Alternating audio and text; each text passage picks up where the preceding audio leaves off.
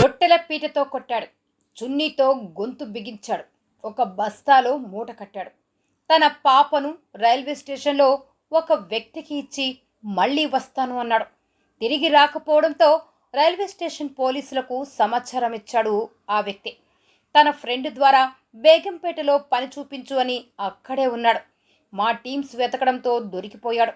12 గంటల్లో కేసును ఛేదించారు. ఒరిస్సాలోని వారి తల్లిదండ్రులకు విషయాన్ని చెప్పడం జరిగింది. ఎవరికైనా అద్దెకు ఇచ్చే ముందు వారి అడ్రస్లు తెలుసుకొని వారి ఐడి కార్డులు తీసుకోవాలని తెలిపారు. తన వైఫ్ పేరు మధుస్మిత, 32 years. వీళ్ళకి ఒక 10 months పాప ఉన్నది. అదే వీళ్ళు ఇక్కడ న్యూ భరత్ నగర్లో ఒక ఫ్లోర్ ఉంది మనకు, 3 story బిల్డింగ్. అందులో టాప్ ఫ్లోర్లో వీళ్ళు సింగిల్ బెడ్రూమ్ రెంట్ తీసుకొని ఉంటున్నారు. అయితే నిన్న మనకు ఇన్ఫర్మేషన్ ఏంటంటే ఆ ఇంట్లో నుంచి ఒక దుర్వాసన వస్తుందని చెప్పేసి మనకు ఇంటిమేషన్ వచ్చి వాళ్ళు ఓనర్ వచ్చేసి లాక్ బ్రేక్ చేసేసి ఇంట్లోకి వెళ్ళి చూస్తే బాత్రూంలో ఒక మూట పెట్టి ఉన్నది. అక్కడ నుంచి అన్ని ఈగలని వాళ్ళు వాసన దుర్వాసన వస్తుందని చెప్పేసి ఆ సమాచారం మేరకు ఉప్పల్ పోలీసు తర్వాత మేమంతా పోయేసి అక్కడ చూస్తే ఆ మూట తిప్పి చూస్తే అందులో నుంచి ఒక మహిళా శవం వచ్చింది. అది వెరిఫై చేస్తే వాళ్ళు అక్కడ ఒక 6 months నుంచి ఆ ఇంట్లో రెండుకుంటున్నారు. అమ్మాయి శవం ఉన్నది కానీ హస్బెండ్ అమ్మాయి చిన్న పాప వాళ్ళ పాప లేరు. వాళ్ళు అంతా వెరిఫై చేస్తే వాళ్ళు అక్కడ మనకు టిఫిన్ సెంటర్లో కోనార్క్ టిఫిన్ సెంటర్ ఉంది, road side Konark street front ఉంది, అక్కడ పనిచేస్తాము మాస్టర్గా. తర్వాత డెడ్ బాడీని అన్ని మొత్తం అన్ని మనము క్లోజ్ టీమ్ అంతా పిలిపించేసి ప్రాసెస్ అంతా కంప్లీట్ చేసిన తర్వాత పోస్ట్ మార్టం నిమిత్తాన్ని మనం గాంధీ హాస్పిటల్ షిఫ్ట్ చేసినాము.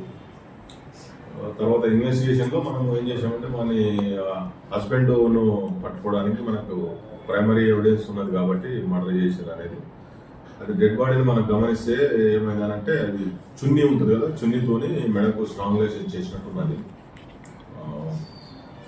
అది తర్వాత మనకు ఇన్వెస్టిగేషన్ చేస్తూ ఉంటే మనకు 4 టీములు పెట్టేసి మనం వెరిఫై చేసాము ఎక్కడెక్కడ ప్రాబబుల్ ప్లేసెస్ ఎక్కడెక్కడ ఉన్నాయని చెప్పేసి చేస్తే మనకు బేగంపేట ఫ్లైఓవర్ దగ్గర కింద ఒక స్లమ్ ఉంటుంది. ఆ స్లమ్లో వాడు దొరికాడు.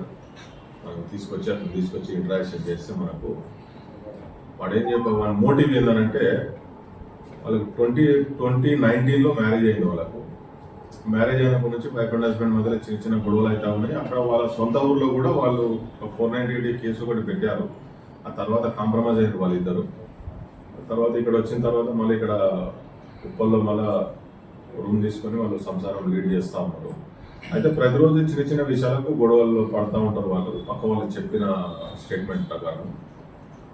అంటే అక్యూడ్ మనం ఇంటరాగేషన్లో చెప్పింది ఏంటంటే మనకు అమ్మాయి సరిగా ఇతని పట్టించుకోవడం లేకుండా టైం ప్రకారంగా అతనికి వంట చేయకపోవడం, భోజనం అరేంజ్ చేయకపోవడము, తర్వాత ఎప్పుడు సెల్ ఫోన్లోనే మాట్లాడుతూ ఉండడము, తర్వాత టిక్ టాక్ వీడియోలు చేస్తూ ఉంటుందంట అమ్మాయి రెగ్యులర్గా. అదేవిధంగా చిన్న పాపను కూడా సరిగా పట్టించుకోకుండా, పిల్ల హెల్త్ కూడా చూసుకోకుండా సరిగా ఉంటారు. ఆ విషయమై రెగ్యులర్గా వాళ్ళు చిన్న గొడవలు అయ్యేటివి. అయితే మొన్న సండే రోజు మిడ్ నైట్ ఇదే గొడవ పడుకుంటూ ఎర్లీ మార్నింగ్ 3 o'clock టైంలో మనము రొట్టెలు చేసే పీట ఉంటుంది కదా రౌండ్ది, ఆ పీట తీసుకొని వాడు నెత్తి మీద కొట్టేసేసి అమ్మాయిని కొట్టేస్తే మూర్చపోయింది. అమ్మాయి పడిపోయింది.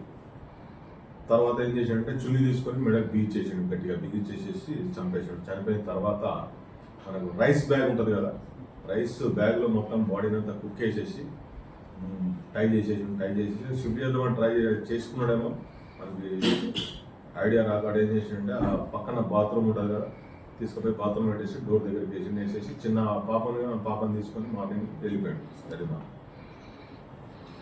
వెళ్ళిపోయిన తర్వాత ఇంటరాక్షన్ మనకు తెలిసింది ఏంటంటే వాడు డైరెక్ట్ ఇక్కడ నుంచి సికింద్రాబాద్ రైల్వే స్టేషన్ పోయిన తర్వాత చిన్న వాడి కూతురు అక్కడ అన్నోన్ పర్సన్ అటెండ్ చేసి నేను బాత్రూమ్ దగ్గర పోయేస్తాను అని చెప్పేసి అమ్మాయిని అక్కడ పెట్టేసేసి వాడు వెళ్ళిపోయాడు. వాడు మళ్ళీ రాలేదు. ఆ అన్నోన్ పర్సన్ ఏం చేసినంటే ఒక 2-3 hours వెయిట్ చేసిన తర్వాత ఎక్కడ పెట్టి తను పాప నా దగ్గర వదిలేసిపోయాడు అని చెప్పి అతను కంగారు పడేసి రైల్వే పోలీసులకు చెప్తే వాళ్ళు సెంటర్ చిన్నపిల్లల సెంటర్ ఉంటుంది కదా, గవర్నమెంట్ డే కేర్ సెంటర్లో తీసుకొని పెట్టేసిన అమ్మాయిని. తర్వాత వీడు అక్కడ సిటీలో ఇంతకుముందు హైటెక్ సిటీలో అక్కడ ఇక్కడ పని చేసిండు వీడు, ఇంక ఐడియా ఉన్నది. తర్వాత వీని ఫ్రెండ్ ఒకడు మన బేగంపేట ఫ్లైఓవర్ దగ్గర వాడు కూడా హోటల్లో పని చేసి వాళ్ళ దగ్గరికి వెళ్ళిండు. వానికి ఏం విషయాలు ఇట్లా భార్య చంపిన విషయం ఇట్లా ఏం చెప్పలేదు వాడు. చెప్పకుండా సింపుల్గా వచ్చిన నేను నా భార్య సొంత ఊరికి వెళ్ళిపోయింది, నేను ఇప్పుడు ఒక్కనే ఉన్నా కాబట్టి నాకు ఏదైనా పని చూడండి పని, వాడు ఎక్కడో హోటల్లో పక్కన ఒక హోటల్లో పెడితే వాడు వాళ్ళ దగ్గరనే ఉంటా, స్లమ్లో ఉంటా, అక్కడ పని చేసుకుంటాం సండే నుంచి ఇప్పటి వరకు.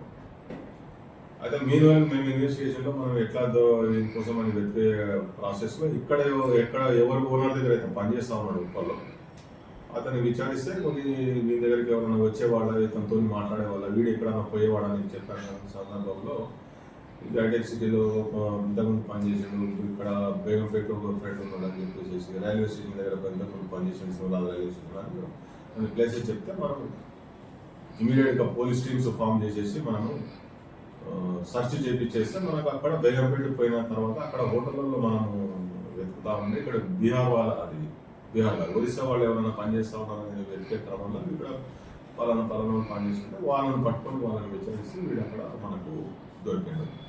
మేజర్గా ఏంటంటే కేసు రిపోర్ట్ అయిన తర్వాత మనం 12 అవర్స్ లోపలనే మనం 12 గంటల లోపలనే కేసు పట్టుకున్న వాళ్ళని పట్టుకొని విచారిస్తే వాడు ఇవన్నీ చంపినట్టు ఒప్పుకున్నాడు.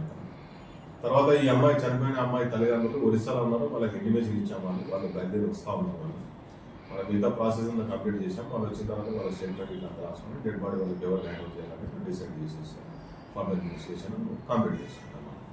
ఇప్పుడు పాప అక్కడే ఉన్నది, వాళ్ళ శిశు విహారం ఉంటుంది కదా, శిశు విహారంలో పెట్టాము. శిశు విహారంలో ఉన్నది అమ్మాయి అమ్మమ్మ తాత వాళ్ళు వస్తారు, అంటే తల్లి వాళ్ళ తల్లిదండ్రులు వస్తారు. వచ్చిన తర్వాత వాళ్ళకి మాట్లాడి వాళ్ళకి ఎవరు తీసుకుపోయి